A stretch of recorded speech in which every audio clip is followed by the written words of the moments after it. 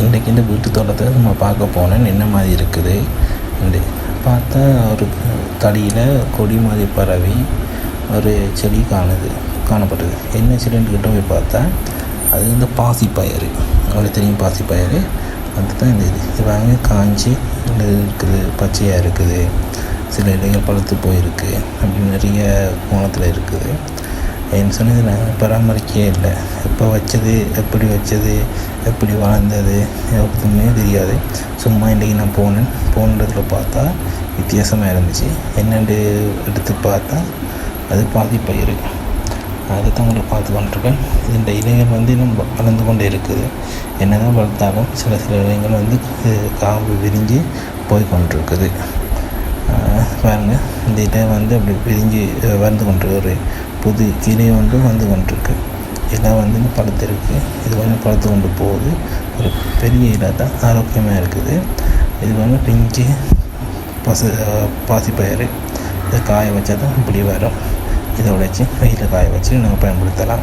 அடுத்தது இதுக்கு கண்ணால் தண்ணி ஊற்றலை. நான் சொன்னதானே கண்ணால் பாதிக்கே இல்லை, அது தண்ணி ஊற்றலை.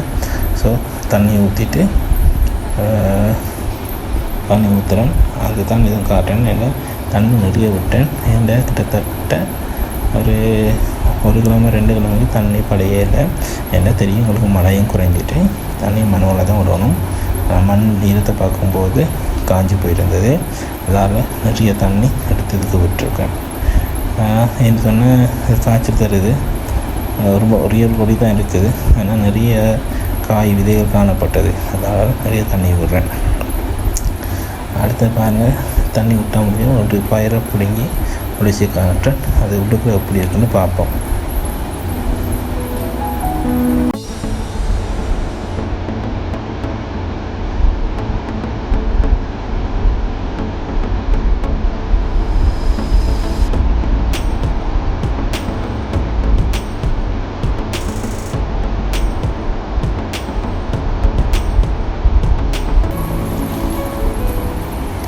தண்ணி விட்டால் பிறகு இதுதான் இந்த பயிறு, காஞ்ச பயிறு. அதை நான் அப்புறம் உடைக்கிறேன் பாருங்கள் கையால். சும்மா கையை வச்சாலே கலண்டு வருது. நல்லா காஞ்சி போயிருக்கிறத பார்த்து தேர்ந்தெடுத்து அதை தான் உடைச்சி கொண்டு காட்டுறேன். என்ன சொன்னால் இது தேவைக்கு பயன்படுத்தலாம். வீடியோவுக்காக ஒன்றை நான் உங்களுக்கு உடைச்சி காட்ட போகிறேன். வாங்க உடைக்கிறேன். நான் அந்த இதை தான் தேர்ந்தெடுத்திருக்கேன். அப்படி நார்மலாக கையை சும்மா கிளினாலே வந்துடுது. நல்லா அமர்த்தி, அந்த கோது இருக்குது தானே, கோதை நல்லா அமர்த்தினாலே உங்களுக்கு அந்த கோது கரண்டு வருது. பாருங்கள், இந்த கரண்டு உடைக்கிற பயிரை பாருங்கள் எப்படி பாசியாக இருக்கும்.